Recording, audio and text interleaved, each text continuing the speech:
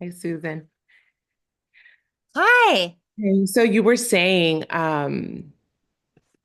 you were, Yeah, I was saying a lot, but I think it helps to give the context of the teenage cage that Mike said to you. I think you were saying that Mike said to you. he talked about cages, and I said, at the time when he was calling me out on stuff, I felt like I was a teenager again. And that was really frustrating.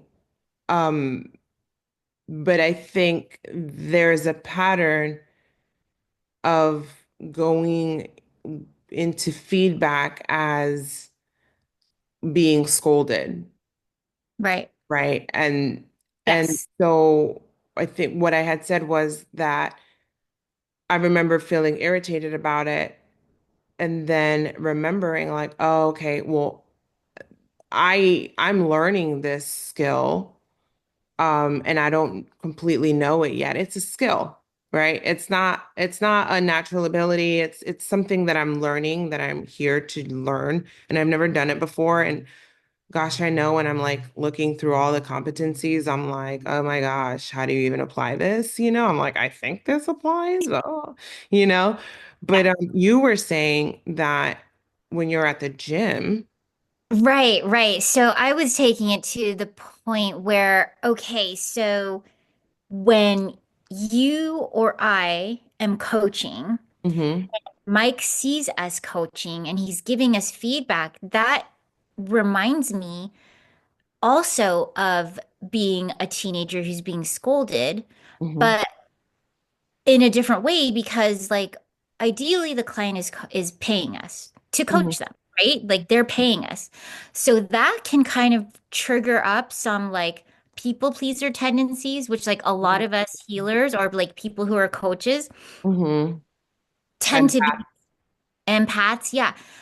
People pleasing or, wanting to have the best outcome and right, and also wanting to be liked, right? And like well received. right.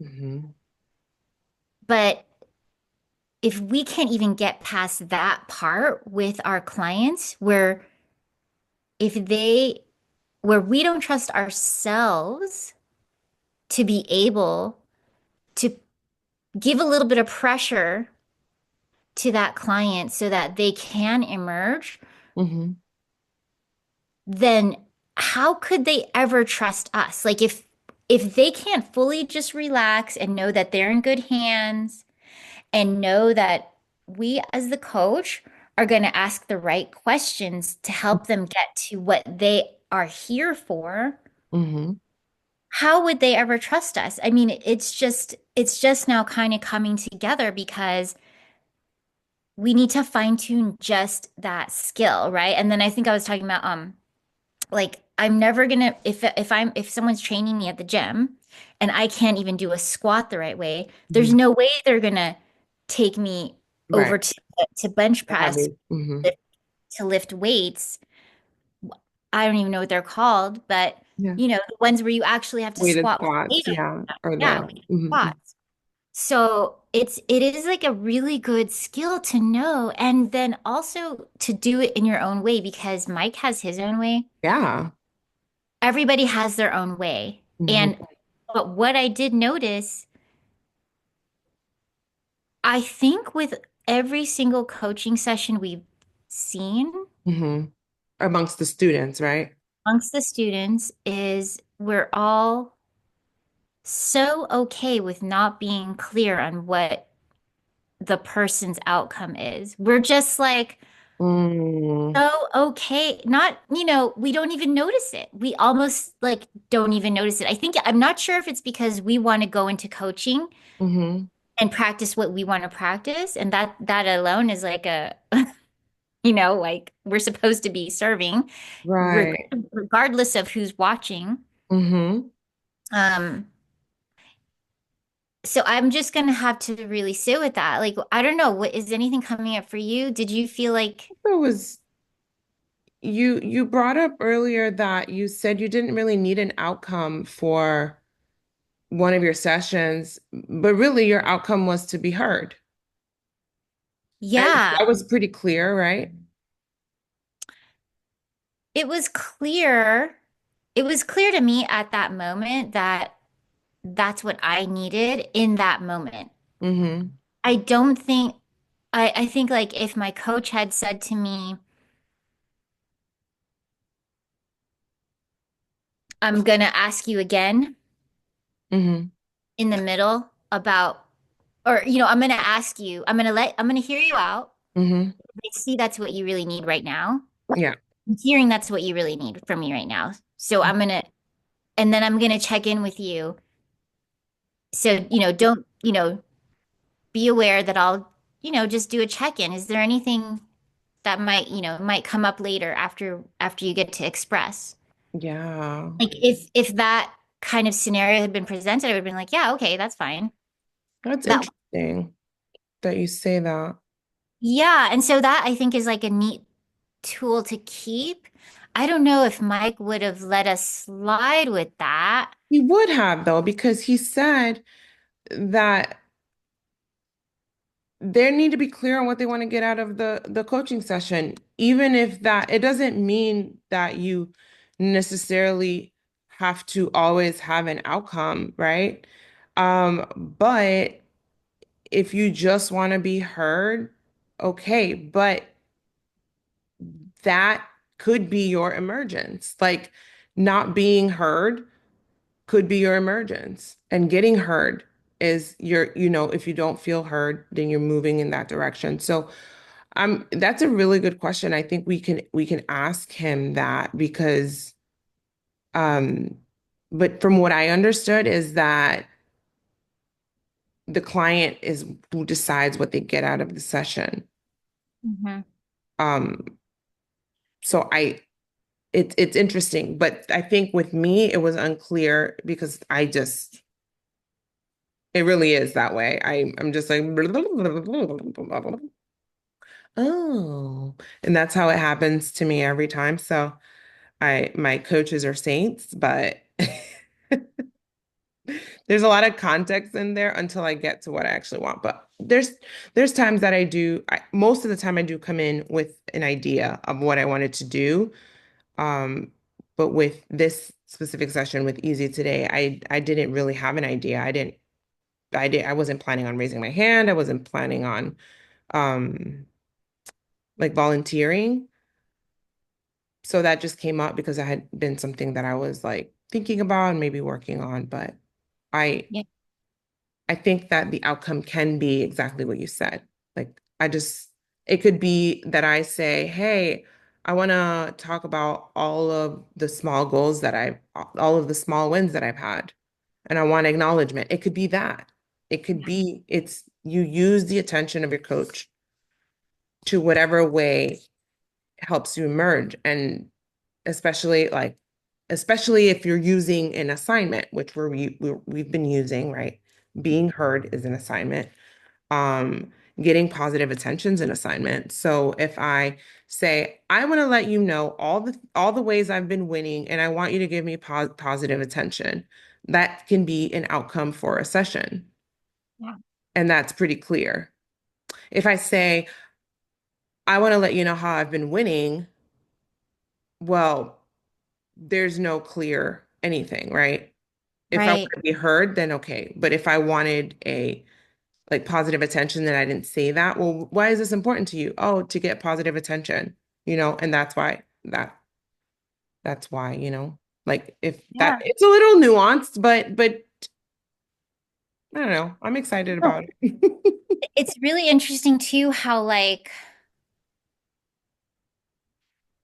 I'm just realizing that I haven't been using my coach. I know that I've been using him to a great extent, but that is with the thinking that he's going to be my coach Hmm. for the rest of the program. If Hmm. and knowing what a great coach he is on his own, like he earns a living from coaching. Hmm. Um, so knowing now that this is my last semester, I don't know who my coach is going to be next semester. I think we're switching people, Mm. just for like the new experience of a different coach. I think coaching you might style. be able to request keeping them too, though. That would be awesome. Hmm. But I think even like now that I'm coaching, Hmm. I love it. I'm even thinking, Did you just wisp your hair back when you said, now that I don't even know what I did. I'm in the moment. it was like a beautiful, it was like a beautiful, like regal pause. Now that I'm Yeah. coaching, and then you went like this. Oh, And I just needed a hair flip real quick. now Yes. that I'm coaching, I feel like I need to feel into what that is like. So I think I'm gonna just ask him, you know, I want this is what I want. I want to really hold myself accountable to getting to uh really providing a lot of value for my coaching clients, so, to the point where they will want to continue coaching with me on a paid basis, Mhm. right? Just putting that out there. Yeah, that's good. And I'm so curious what he's going to say because, again, remember like the working hard and the heavy lifting? The heavy lifting is the client's job. It's me. So that's what I'm saying. So I'm going to say to him, I want you to ask me the questions that I need to answer in order to get there. Like, you know, that's the emergence that I want to take now. That's awesome. And I want you to push me. I think I'm going to tell him that. That's good. That's Yeah, good. I'm not afraid. Yes, I will say I requested to be uncomfortable in group process. And when I got uncomfortable in a different way, I was like, no, not this way. Stop it. Yes, yes. Don't silence me. Oh, No, it's good. It's good. It was really good in hindsight. Again, the the teenage cage came out and yeah, it's good. I don't I'm happy that my regret wasn't going through group process. My regret was to and not so much a regret. It's not really a regret. It's more like I have historically closed the door on people that I have felt hurt by. And I don't want to do that anymore. Because the truth is, if we have unresolved things, like anybody could hurt us, you know? And I realized that a lot of that was my own stuff. And so that was just a joke, but of course I keep going back to it because it's true. But yeah, yeah. No, it's trippy too because when you were talking and your um emotions started to rise up, and I think I heard your voice have some tears. Um, I think all of us felt that, that's when the hearts started going up on yeah, our screens, but you couldn't see it because you were pinned. yeah. But for me, I felt your uh I felt relief with you for some reason. Like I felt like the relief to Hmm. Hmm. unburden myself of this um story around the group process. It wasn't easy for any of us, Yeah. so just unburden ourselves from that group process. Yeah, because it honestly it did it was a flashlight to the darkness. Yes. And I was like, "No, no. You look what you're doing to me." And it was like, "Hey, like can you see what the flashlight is showing?" Which is a different perspective, right? Of course, it was the like I know we said the cage, so I like the teenage cage because that's what it felt like. Um, yeah, and it was good. It was good.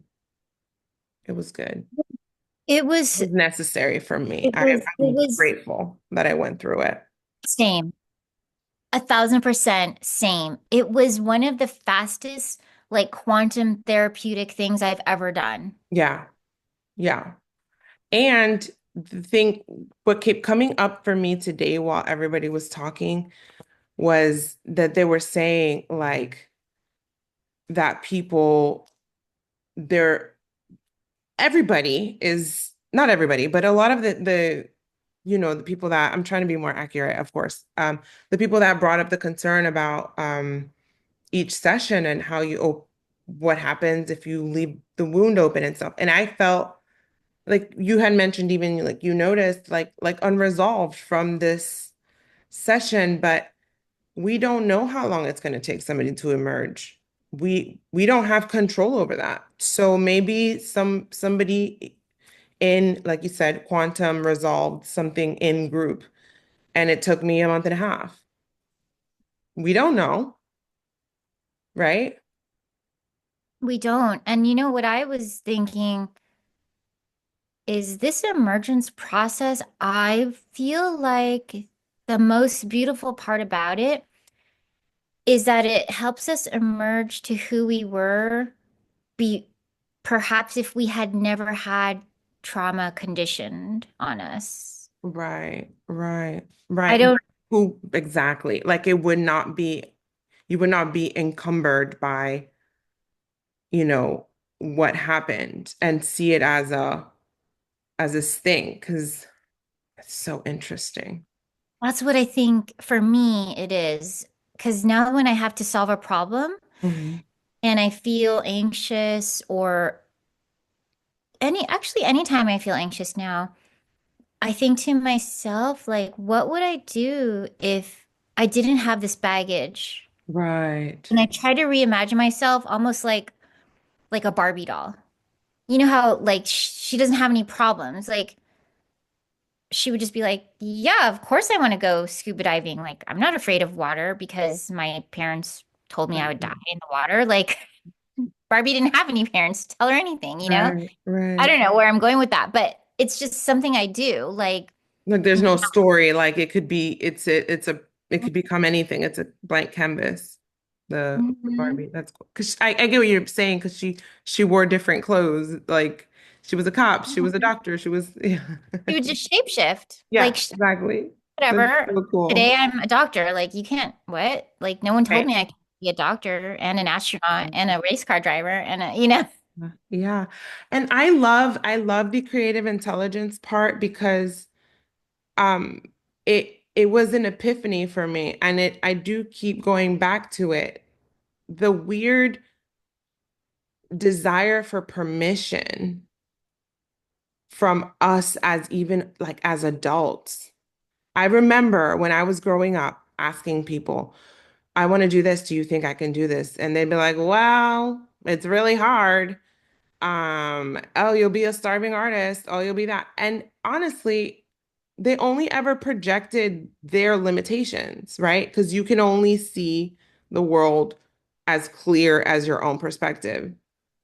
And the reason that I loved when I learned about the science of creative intelligence was because I was just, because they said, like, we all have our own unique creative intelligence that's part of a greater whole.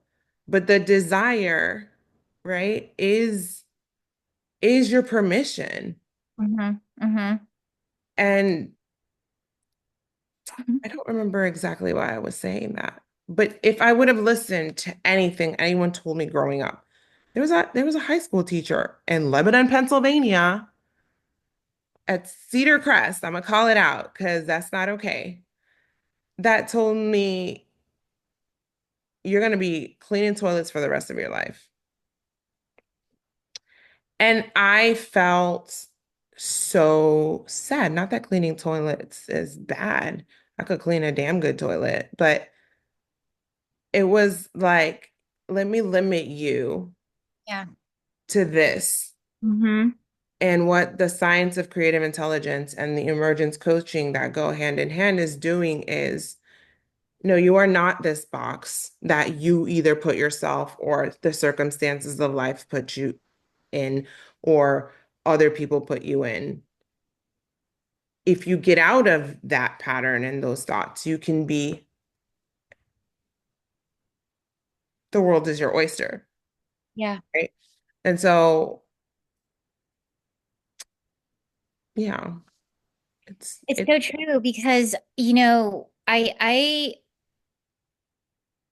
I think I've ran into a lot of people who think I'm really um what is the word? Naive or uh, let's see. I don't know that people think I'm weak, but hmm I know people don't see how strong I am until they get to know me, right? yeah, So I think it's just interesting how, like, in this kind of 3D world, we really do have to, we don't have to, let me take that back. But people will not know what to expect of us if we don't show them. yeah, right, right, They just project whatever they want to onto us. right. And it's just them. That's It's all they just can that. do. All they can do is project who they are. Mhm. You can't project who you're not, right? Right. You just can't, Exactly. Exactly. right? Like apple juice from an apple, orange juice from an orange. Like you get what's inside. And So, and that lady, that counselor, she was projecting what she thought of people, perhaps uh BIPOC people. What she thinks we are capable of or something. I don't know what she was projecting, but it's so opposite of what we're taught from Dr. Mike is like to just keep continuing holding the vision for someone that they can do anything, that they can be anybody they want to be. right, right, right. I understand what he means by holding the vision and in a way that it's adaptable because I realize that like when I first started coaching, I think I've been doing it now for a year, January. Yeah, a year. And I kept my coach, by the way, so I'm a living example of someone that keeps their coach because they're great. Um, and I've gone through a lot of things with them, a lot of different scenarios. Initially, when I started, it was like I have leadership skills and but I'm not a good leader. Forget it. I just whatever. Maybe I'll go do data entry or something. I was saying like I'm not a good leader, like people don't want to follow, like I don't understand. And well, that set me off on a journey. So initially I thought, well, we were going to coach through that. And then it turns out like I got into this job. And then I started learning my patterns was um we started kind of not necessarily diagnosing, but like because I started becoming aware through coaching of like what was I doing? Um what was happening around the scenarios? What were the repeated like patterns that I had? And it would be like my communication first was where was I communicating from? Again, was the teenage box, right? The always feeling like I didn't belong and I'm so different and immediately getting frustrated. And then you guys saw the same thing in group process, right? It was like, I said this, I don't understand. So there was like no adaptability or flexibility in the approach, which or how it happened or when it happened or timing. So I figured out a couple of things. It was like the timing and all of this stuff, and then how I could get people to listen. And now, um, because of that emergence, was kind of like a level of acceptance of, well, I have a few options. I could continue the way that I do and accept the backlash from people. I could stop doing it altogether. Mhm. Or I could try to read the room and change my timing or, different ways. So we explored a lot of different avenues and and it changed. And so I was initially seeking like well, what am I doing wrong? Like, I don't understand what I'm doing wrong, you know? Because because when we pointed out in the group process, it was like, I asked a question and then someone's taking it. I said that specifically. They're working them to Can I, pull answers can I out. interrupt you? Yeah. Because I just want to ask something, and I don't know if you're okay with talking about things with our parents. Are you okay with it, or do you want me to Yeah, yeah, save it? yeah. Yeah, let's go. So, like, when your mom, I'm just curious about like when, because from what you've told me before, Hmm. your mom was sort of critical or very critical Hmm. about certain things that you weren't falling in line with, Hmm. her beliefs. Hmm. And then um what did you do with that? Did you stay and listen, or did you stay and tune her out, or did you go to your room? Like, what was that like? Oh, when we're growing up. I think well, I mean, at some point I had to listen. So And you would then, sit and actually listen to it all. yeah, but I would sometimes also leave. Like I would often leave because there was no rationalizing about it. And was she done talking, or would you leave when in the middle of her talking and she just, Sometimes and then would she follow you, or would you just go, would she would just let you go? I think both had happened. Okay. I think as we became teenagers and as we got older, to be honest, having gone to boarding school and being able to, we were very sheltered. And then when I went to, that low income boarding school I went to, um, you kind of started seeing new ways. I mean, I did start rebelling after, even before actually, because I mean, it went kind of deep. It was like extreme religion, like I couldn't wear pants, like I had to wear only skirts. How Um, did you rebel? I started sneaking pants to belong at school, Mhm. um, which was so interesting. I think some of my friends would lend them to me, and I feel like it's so funny because, like in hindsight, I have really leaned on people a lot throughout my life.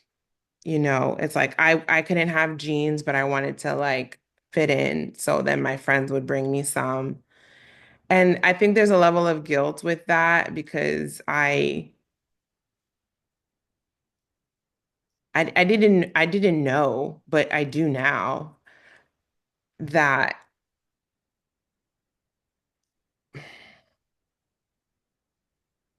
it's so interesting. I don't know, I'm just having a little bit of an epiphany, but Oh, have do you want to go ahead and share it, or do you want to keep it to yeah, that there have always been people there. And then but I wanted to control like I wasn't allowed to have a disagreement with people.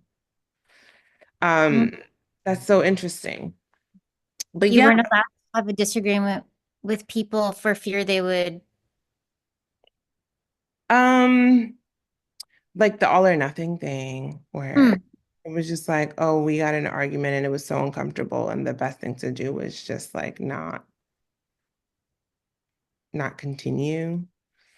Um, but I guess that wasn't that concrete. But I think like I've had people like there always, but how did I use that time? And now it's being more intentional about relationships, like how I use that time is interesting. I know I just took a little bit of a turn, but it just made me realize like, oh my God, like I wanted to fit in when I was in sixth grade and seventh grade, and my friends used to bring me jeans from home. Like, who does that? But that's so sweet, right? Yeah. And I was like, oh, I had good friends, or at least, you And know, you're such a good friend. So I've I can gotten see why better. you had good friends. We have 10 minutes, by the way, but I think I've gotten better throughout the years, but I did spend a lot of my like childhood and teenage and maybe even into young adulthood, like being very mopey about life and very victim, like woe is me, look at what happened. Again, for that frozen wound or frozen need, because it's almost like a little monster. It's not Yeah, a I mean, monster, I but think I've always found the remedy by doing the opposite. That's kind of just why I was like checking in about what you did with your mom because, you know, just to like have that frozen wound met now, I think that whatever you did, what live like it is what you're saying. Live it, treat her like if things were great. no, that's not what I'm Not what you're saying. saying? Okay. I guess I just mean whatever you did with her, I'll use myself. Whatever I did with my parents before, I'm finding more healing Mhm. with my pattern by doing the opposite. So like for example with my dad, I kind of just reamed his ass this weekend, Mhm. about things that usually I would hide from him because I don't want to get in trouble or I don't want him to feel hurt. I don't want him to have to face his shadow Hmm. or even bring up old shit, like, but I threw it in his face this weekend and it feels really good. It felt good. Yeah. I didn't care if he got mad at me or not because I know now he's a lot more mature and he's not gonna like throw a plate on the ground or something like he used to do. Is that what you're kind of like correlating with coaching on some level? Yeah, just kind of guiding back to like what is the medicine for it now to heal That's us so now? interesting. I can answer that. Cause Yeah. because my thing was um interesting. Okay, there's a couple things. My mom, I just wouldn't talk to her, or when I did, I would like freak out on her and just be like, you were supposed to do this and you were supposed to do that. And if there was like a drama triangle, like we just kept going in circles around it. And so now I just don't respond to the drama anymore. I'm just like, hey, like, I saw your messages. You kind of went from here to here to here. And I was like, that doesn't align with me, but how are you doing? And just like move away from that to like not be charged by it. So I don't feel charged by it. I've just been like more observant and not reactive. And what I had always done was react to her. And I don't know what her frozen need is, but maybe I could psychoanalyze her. Yeah, and I mean, just to be clear, I'm not trying to coach you. So I don't want to coach you. I'm just sharing like this that I experienced this weekend, and it's all kind of fresh for me still. Mhm. But like, um, I've done that to my dad too, where I put him on ice and act like it didn't bother me, Mhm.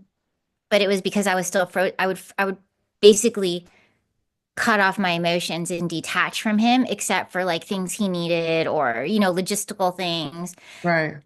all with love. But now this weekend, it was like ream his ass, cry, tell him I love you so much. Hmm. And I love these gifts that I've gotten from all of these negative things that felt really negative to me as a child. Hmm. I understand you and I see you. Like, Yeah, I know you came from all these things, all of this trauma. I know your family matrix. Like, just let him know everything. And I was just like as real as possible as I could be with him because I could see that he was ready. that's so cool. So I don't recommend this to anybody. Like, but Hi, like you he had knew. just had heart surgery in December. So he's like in this moment of, just like healing, literal Yeah. healing, so like I could feel my dad could we could hold each other in that space. And it was very Mhm. healing. And I never thought it would ever happen. I never, ever anticipated I would do that with him. Oh, so beautiful. But you must have had a good intuition to feel that you guys were in the right space. I did. And it was when he started talking about how lonely he thought, how lonely he felt at times when we were growing up in Mm, a full house, feeling lonely. And mm, that just triggered me big time. mm. I was like, yeah, you weren't the only one who was lonely. Like every single one of us was lonely. Right, right. And that's what started Interesting. the conversation. Right. So, you'll see the opening, but it has helped that I've done that with an imaginary version of him, like in journals and things. So it has helped that I had already sort of had this sort of dialogue Mhm. with my imaginary Yeah. dad. So cool. It's so Yeah, cool. I think it's so cool. And at this moment, I just want to honor that, like, I'm feeling that feeling where you gave advice. And I hope that you can give me grace if it felt like I was trying to give you advice of what to do. Oh, I love it. I'm open for it. I'm Yeah, open but it was for it. unsolicited, so No, I didn't really think that you gave me advice. You asked a question and then you gave an example. thanks. And I'm very much like, how can I learn from everything? So I'm like, ooh, I could probably do that. So that was me like taking on that. But yeah, I think I'm good in a good place with my mom at this point. I've already reamed her so much. Yeah. So throughout the years, and I mean, I guess my emergence is to let her be who she is and love her however she is, even if I don't agree with her, Hmm. and just correct her when she says things. She's like, "You guys got corrupted." And I was like, "No, we didn't. You have no idea. We did not." And I was like, Oh my one of the things New York God. City taught me is that if I don't have take responsibility for my own life, like, no one's coming to save me. So, it's always this like, I'm not triggered. And I don't know if on some level, like when people want attention or to feel connected, they'll start something just to like feel something. So I think maybe Oh, I know. some level there's some of that with her. And so Yeah. she'll send me all this crazy stuff and I'll just be like, hey, hope you had a good day in class. Hope you have a great night. And just give her positive attention and not go into because I've asked so many times, don't send me all the stuff. I don't want to talk about that for Yeah. years, 10 years, 15 years. I know, right? But I don't absolutely want to cut her off. So I'm eating the Oreo, you know. Yeah. But this has been so Thanks. Thanks for accepting my rambling. I just realized how I love your rambling, whatever that means. I yeah. love You're it. the I love best. You're the best for letting us jump on again and for just you are so good at holding us accountable What do you mean? to continue our lives.